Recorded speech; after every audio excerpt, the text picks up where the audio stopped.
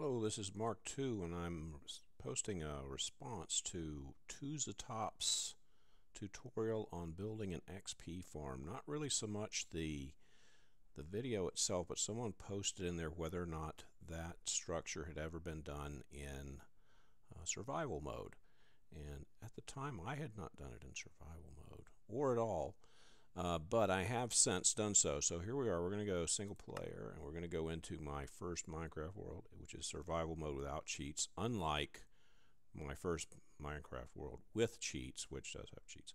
So anyway, I didn't ever go into creative. I guess I could have gone peaceful, and that would have been different. But I never did, so you can take my word for it. Anyway, here we are. This is the structure. When I watched the two tutorials, I watched an older one and a newer one. And the newer one, I believe, ended up with a round structure, and the older one had more like this sort of flower-shaped structure or whatever. Then we got a victim already. I did a couple of modifications from Top's design down here on the bottom, and the redstone is very ugly at this point, so don't look at the redstone just yet, except for this part here. I used redstone torches to act as sort of like inverters, so these the water is normally closed, except so when I activate the switch for the water valves, they will actually open and let the water out, because the redstone torches act like an inverter in this case. Couldn't do that for the actual platform pistons for some reason. I'm not sure why they wouldn't do it. I think it might be because they used to be too close to the water valve back here. I had to raise them because the problem was too many mobs were dying on the platform itself, so I raised that up. That's actually one level higher than it used to be. I also raised my let me turn down the Minecraft music here, because that's just crazy. It's beautiful music, but let's diminish it somewhat. We can have a little bit, just a little bit, just enough to irritate. There we go. So there they are. Now I had to raise the sight glass also when I did that, and that was one of the two disasters of building this. Because when I was doing that, after I raised it, I couldn't tell whether there were any mobs in there, or I couldn't see as well how that collection chamber there was filling up. So I had to knock out some glass, or knock out some blocks from there, some cobblestone, and put some glass in. But the only glass that I had on me were panes, and what was happening was the spiders were getting caught on the pane, and they wouldn't fall all the way down even when I opened my my platform. So what ended up happening is I would then open the platform, and then they would fall down here to their death again, because now they're falling 3 blocks instead of 2 blocks. And in order to get around that, I just make it my practice to turn the water on first. I also don't think I have as long of a chamber here as Top. I don't think that this river here is quite as long. And I use signs to hold the water back. And I also have one stone fence post, which seems to, between that and the signs and so forth, seems to keep the spiders from attacking me, and that's a good thing. So I'll open this up and we'll see what we got this time.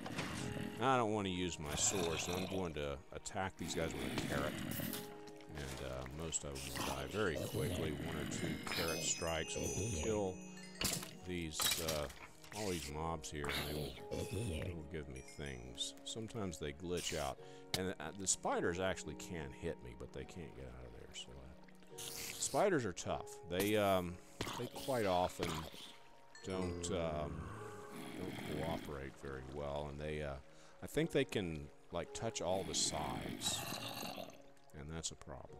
So so they don't always take full damage. So now we turn off the water and wait for it to fill up again. So excuse me while I eat some watermelon here. There's another quick experiment I'd like to do. I'm going to have a sword in my hand when I do it. We've got a few mobs up here. Now, according to my understanding of mob spawning in Minecraft, what happens is if you go more than 128 blocks from the mobs, they will immediately despawn. So let's test that out. I have put a sign right there, and that's about 128. So let's go way over there. I'm not going to go all the way. 128. So that's what it says on the sign. You can tell, 128.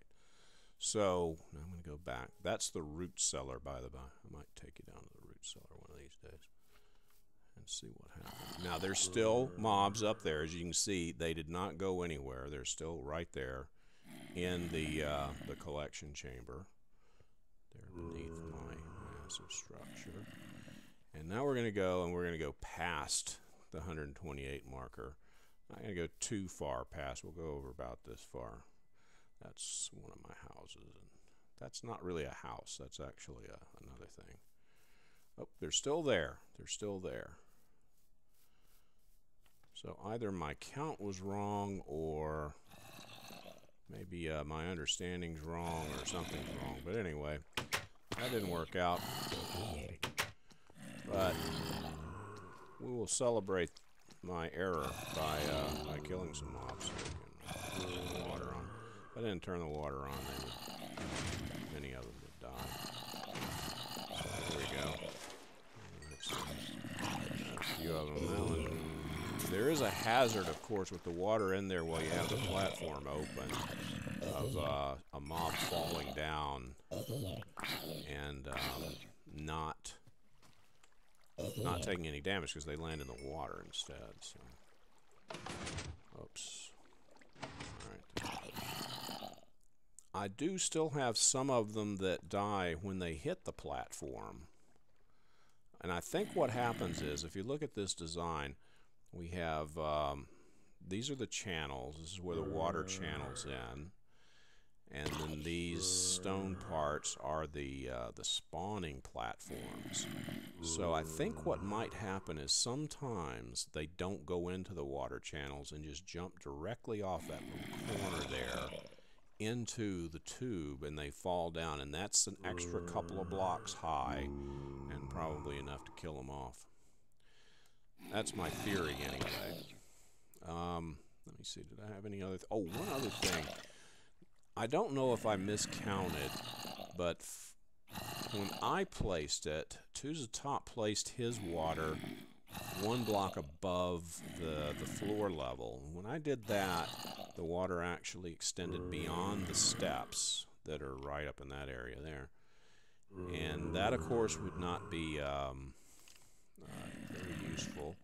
So I put it on floor level, and then it stopped at the steps. So I think that's an example of adjustments that you need to make when you're putting these things together, because they quite often don't work out the way you want to. Since this is survival mode, obviously, as you may have noticed, it's enclosed in a fence. Oh, I forgot to tell you what my disaster was. When I was fixing that, where I had the single panes up here so that the spiders would continue to fall, I had this all broken apart, and this creeper blew up on me right in there and blasted this whole area out, blasted this little archway out.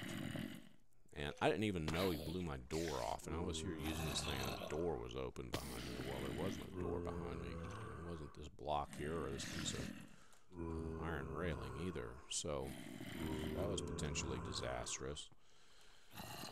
So that happened. But anyway, as I was saying, this is all surrounded by fence so that I can work here unmolested. And it doesn't let you put glass on top of redstone. I thought it did at one time, but I could be mistaken. I'm not really a big redstone person. The other big disaster I had two other disasters. One of them was not fatal. Actually, the creeper explosion was not fatal. and I used to have a big stack of dirt here, and that was when I was tearing it down, that fell off and did a lot of damage, but that didn't fall quite far enough to die. But when I was still finishing the spawning chamber up there, I had part of the roof done, and suddenly a creeper drops in off the roof. They had spawned up on top of the roof, fell there, blew a whole bunch of stuff out, including one little hole, one block right there, which I, of course, fell through and to my death. But luckily, one of the other features I built in is I have a little office over here, which is equipped with a bed, and I can sleep through the night. Before I sleep through the night, though, let's go over here and take a few more mobs, get some more XP, because that's the whole point. Let's see, let's kill them with gunpowder this time, because get them to shut up a little bit. Here. Quiet. I'm gonna take a nap over here. Hey. Hey. Come here. Alright, there you go. Okay. Now. Okay. Now, nice and quiet. Oh, damn it. There's another one. Anyway, I can go over here and take a quick nap through the night and get the sun to come back, and that's always pleasant. I always feel better killing mobs in the morning. So this is another thing, the little office here, and I can quickly get elsewhere. I have blocks here so that I can tell if there's something waiting for me outside, but there isn't. There's a few cows. I'm going to build a barn there. It's not practical having them in the open field. So, one other thing that I wanted to mention while I was here, and that is,